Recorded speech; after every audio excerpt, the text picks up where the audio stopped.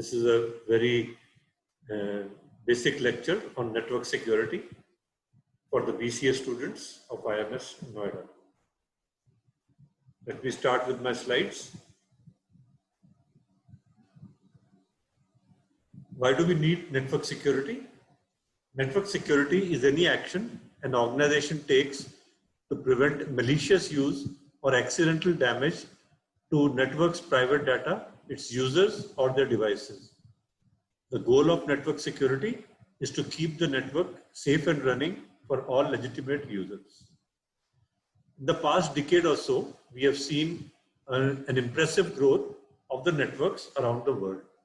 Every organization, either medium, small, or large, they have a network in place to access all the internet facilities. But however, there's a big risk of security everywhere. Intruders are trying to get in from all, trying to get access to all your private data and trying to malign all your information to be able to get your password so that they can misuse all the information which is being maintained by you on computer data servers. So what exactly are our network security requirements? First of all, there is the CIA triad: confidentiality, integrity, and availability.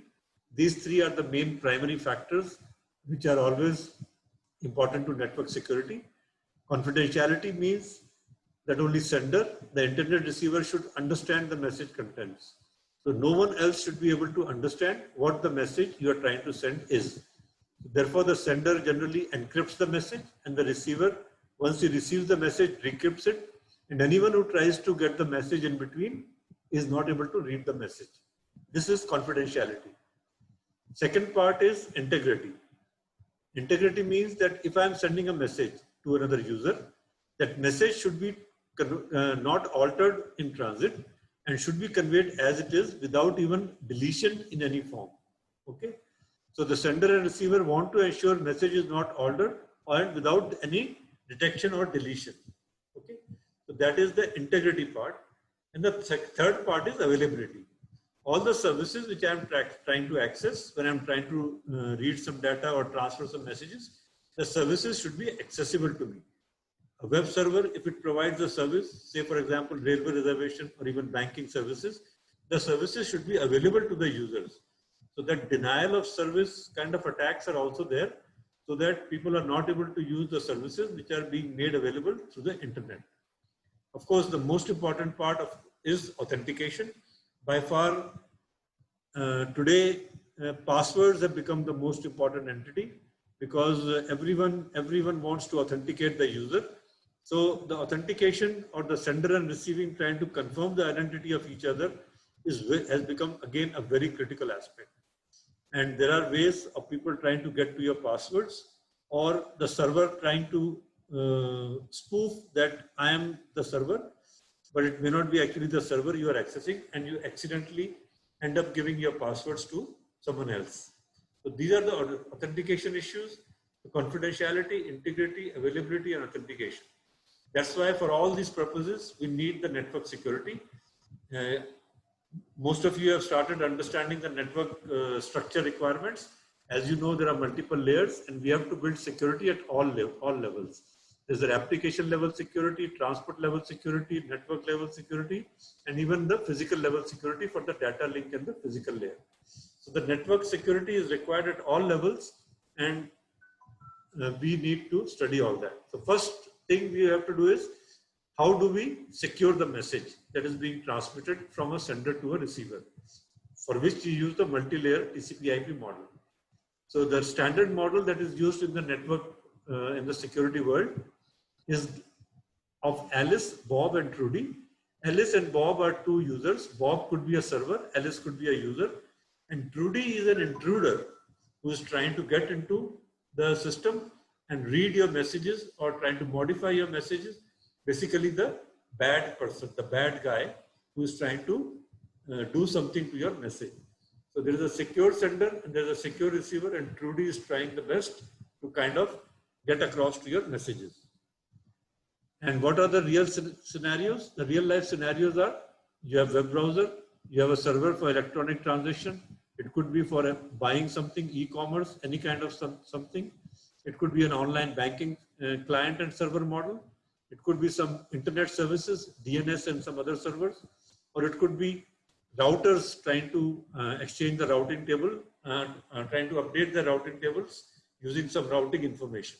So all these kind of information which is flowing on the network, people are after that to kind of modify it and misuse it for their own advantage. The life is full of such examples. The internet is being as much as it is useful, so are the people who are trying to make it useful for themselves by hurting the other peoples over the internet. So these are the real life scenarios, and we need to tackle such situations. And what do bad guys do? They eavesdrop on your messages, they insert new messages into the connection, they impersonate as another person, they hijack your session, whatever session is going on, they hijack it, and they can even give denial of service. So if a server is providing some service, they can attack the server and deny you the service that you would have otherwise got from that server. So these are the things which a bad guy can do, and we need to see how to protect ourselves. The first tool that we have at our disposal is cryptography. In cryptography, we have the concept of a key. A key is used to modify the message, and in the mathematical term, it is called encryption. So some kind of modification is made either by transposing or shifting or adding some fixed amount of data to every letter and character, and we generate a new message which we call as ciphertext. And this ciphertext is transmitted across, and only the person who has the key can decrypt it.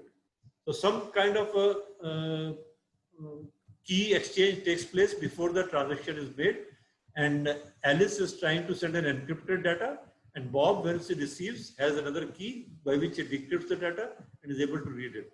Trudy, if she tries to get to the ciphertext, is not able to decrypt it. That is called symmetric key cryptography, where both the keys are similar. But the more popular way of mechanism today is called public key cryptography, which has become popular mainly because of web servers. So web servers use what is called as public key cryptography, where there's a public key which is given out to the client.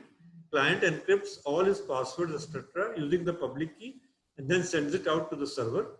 Server has a private key which he uses to decrypt. So now we see that encryption is a major algorithm, and there are all kinds of mathematical algorithms which are used to do the encryption. SHA-1, all these RSA, all these are encryption algorithms which are used to generate either symmetric key or the public key encrypted data. In symmetric key cryptography, as we understood, we need the sender and receiver have to have a shared secret key which is used to encrypt the data and become ciphertext, and then it is decrypted to get back the plain text. In the public key cryptography, of course, there is a public key encryption which is known to all. I can encrypt my password, so can someone else, but who can decrypt my password? Only the person who is supposed to, and that is the server. So server has a private key which is used for decryption. And that is how the ciphertext is generated from plain text using encryption algorithm, using a public key, and then it is decrypted using a private key. This is a very important concept. And then it has also another important property, which is I can use the public key to encrypt and then decrypt using private key, or I can encrypt using private key and decrypt using public key, and the result is the same. So that is the advantage of public key. And if I am using a private key to encrypt and a public key to decrypt, then I get a concept of what is called as a digital signature. So digital signatures have become very popular today. They are used to establish the identity of the sender, as well as the recipient Alice is also non-forgettable in the sense that if I make a transaction using my digital signature, I cannot deny at a later point that I did not do the transaction, someone else did it, because digital signature means that I am the one who is sitting at the machine. I have a password, I have the key and everything. So it is also used for what is called as a non-repudiation attack. Okay, so digital signatures are simple digital signature for message and you encrypt using a private key, and then So Bob's private key is used to encrypt the algorithm, and once the Bob gets the message, he decrypts it with his private key. So it is the reverse of public-private key for a website. Okay. So now, so main thing is it is also helpful for non-repudiation case. So Alice thus verifies that Bob had signed in, no one else has signed in, and Bob signed M as M, not as M, and M prime, whatever. And Alice can take non-repudiation means Alice cannot deny that Bob had signed in, or Bob cannot deny that Alice got the message, right? So it proves that Bob had signed in with the message M. Okay? So this non-repudiation is a very important property which we need to verify from the from any transaction that the person should not deny. Suppose you go to ATM and withdraw 20,000 rupees. Later on, you can easily deny that no, it was not me who withdrew it. Someone else had access to my data and they withdrew it on my behalf. So that is called non-repudiation. That means I should not be able to deny that I made the transaction, right? Then we come to the major problem of authentication. In network security, most important, most critical part is considered to be passwords most of the time, or identification of the user. How do I prove that I am the person who I am? I have a user ID. I can say I am Alice, but Trudy can also say I am Alice. So it's a very crude way of saying things. That is definitely not enough. So then I can say I am connected using this IP address, and my user ID is so and so. Is that enough? No, that is also not enough, because IP address can easily be spoofed. We'll see that the IP address of any machine can be spoofed. So I can say I am so and so talking from so and so machine with so and so IP address, but that can easily be spoofed. So that is not enough for an authentication. Then the server says, okay, I'll give you a password. So you have the IP address, you have password, and you have the user ID. Still, is that enough? No, it is still not enough, because this traffic which is going over the net can be sniffed or copied by Trudy. So Trudy can use what is called as a playback attack. All these three things which are going, Trudy can record, and then he or she can play back Alice's packet and later play it back to Bob, and Bob will think it is Alice who is trying to connect. So that again example is not enough. So the secret password, again, it can be sniffed. So what we do is I encrypt the secret password. How do I encrypt? Using what is called as TLS, or transport layer security. So all browsers have this feature. I encrypt the password which I am sending to a server. So I encrypt the password, I have my IP address, and I am giving my user ID, all that I send, but still this can fail. And because Trudy can always record whatever I am sending and play it back later, and Bob will think I am Alice, right? So that problem is always there. So what we use is, sometimes we use what is called as a nonce, which is a one-time password or one-time OTP, you can say. So using OTP, I generate some keys and I can avoid the playback attack, because if Trudy plays it back after some time, the nonce key has changed. So nonce key is issued in a way that it is once in a lifetime. Once you use it, then it is no longer can be used again. So if someone else tries to use the recorded message again, this OTP and nonce is going to prevent it. Okay, so that is one way of tackling such situation. And then, but still, this is the one way of doing it. This is called as man in the middle attack. And that is the security check you have in terms of nonce. So Bob receives everything that Alice sends and vice versa. But the problem is that Trudy also receives all the messages. So this man in the middle attack is a very typical example of network security issue. Then suppose I am transmitting long messages. What is the security I have for that? The concept that is used is called message digest. I generate what is called, I cannot encrypt the whole file, for example, it could be in gigabytes. So what I do is I generate a small digest of the message, which is like a footprint or a fingerprint, and then I send it across. The user, when he receives the message, regenerates this message digest and matches it with the one that was sent. So that is called as a hash function property. And using this, I can send a message and the user can verify if the message has come through correctly or the integrity of the message can be checked. But someone definitely can modify the message in between, regenerate the hash and send it out. So how do you prevent that? So what do? Is you combine the message digest with digital signature. So you digitally sign the message digest and then send it across so that using the public key, the Bob is able to decrypt the hash and then verify so that even if someone has generated a new hash from new message digest in transit, that can be verified. So all these things are there in network security and the hash function algorithms are there and all these functions are mathematically tested for like what is the bit size of the message, how big should be the key and all that. So there are a lot of mathematical algorithms and the cryptography is a study of all these algorithms. Okay. Then we have what is called as certification authorities. For example, I set up a web server. Who's going to certify that my web server is genuine? That is done by the certification authority. So if I set up a web server, I can go to a certification authority, show my credentials, and I can get a proof of my identity, which is registered on my machine. So if I have a web server, I can put the certificate on my machine, and anyone who tries to access my web server can authenticate that I am the server which it is supposed to be. Okay, and also server can verify the sender, whoever is trying to send the data to it, to the server who is trying to connect to the server. It can use password, it can use certification and all this kind of things. So who issues the certification authorities? These are government bodies, and even digital signature for a private user is issued by these kind of certification authorities. They issue servers for this, issue certificates for servers, and they issue certificates for individual users also. Okay. So then we come to the concept of secure socket layer.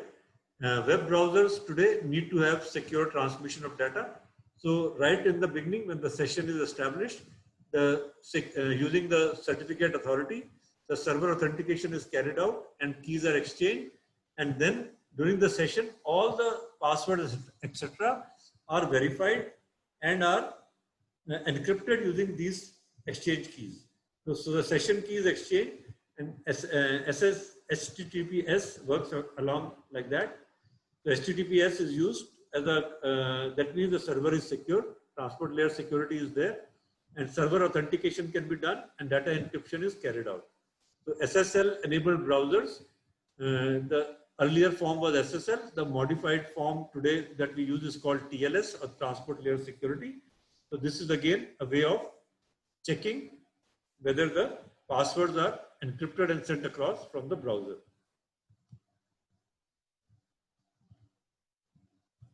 So what do we do using SSL? We exchange public and private key pairs are generated manually, and then SSL enables the server to authenticate the client by using passwords or whatever. Passwords come encrypted to the server, and only server can decrypt it. And how does server authenticate itself? It is run through certification authorities.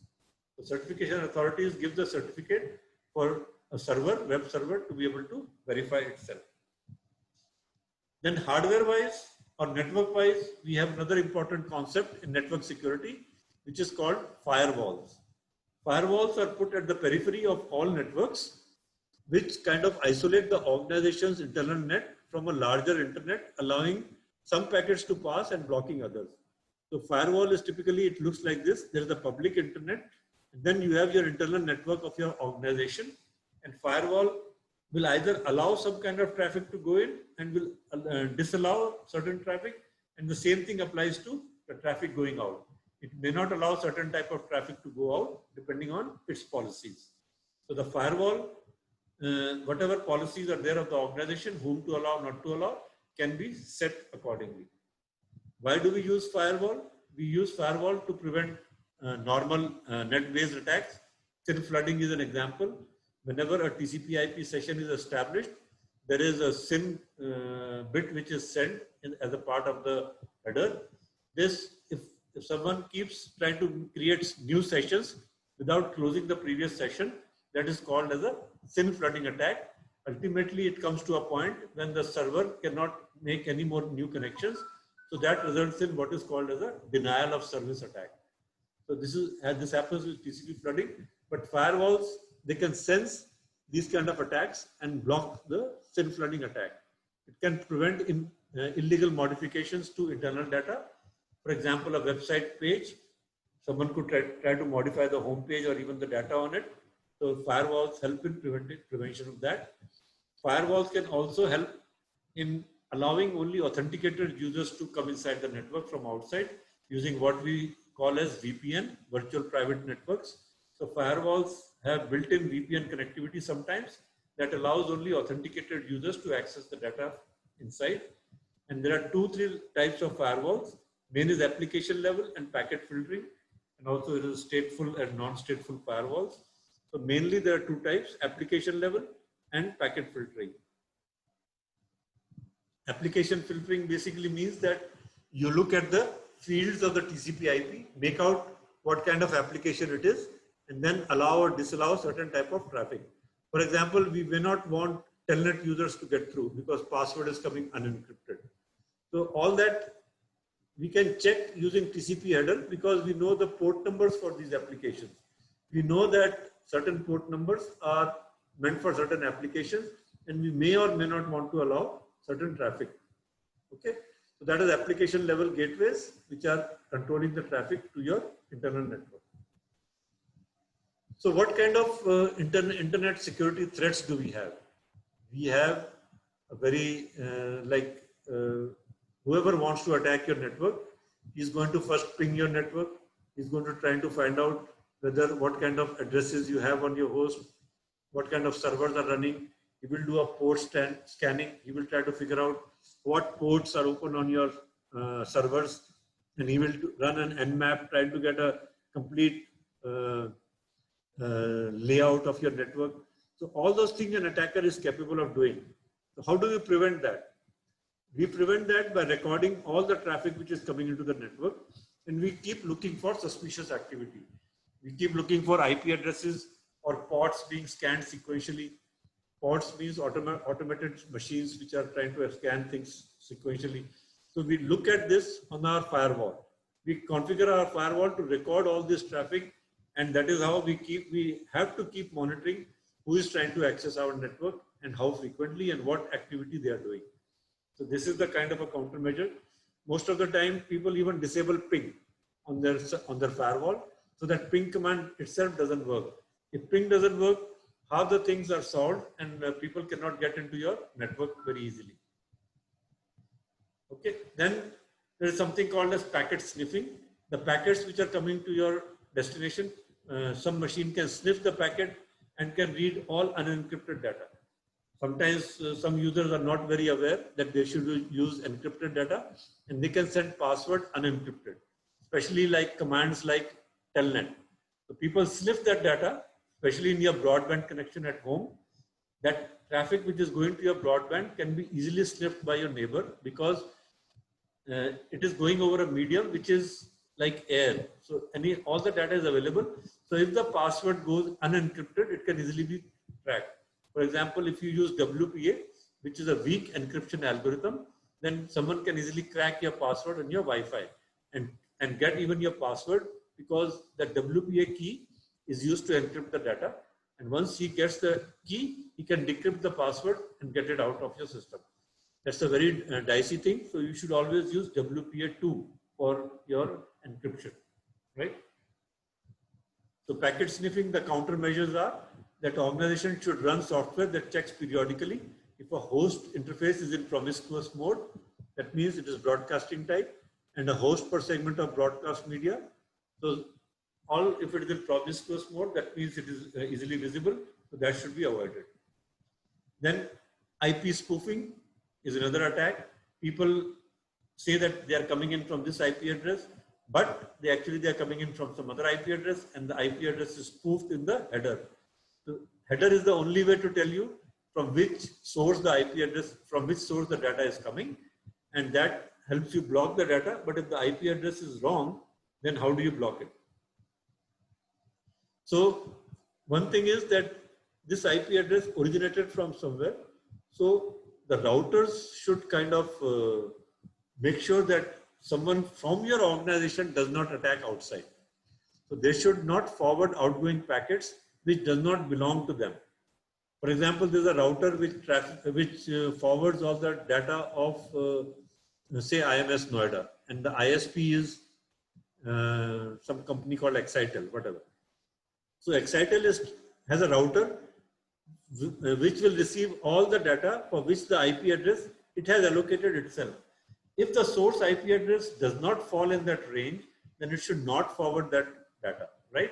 Because it knows that someone is trying to spoof the IP address. If the source IP address is spoofed, that means the ISPs themselves should try to control this kind of attack. Okay.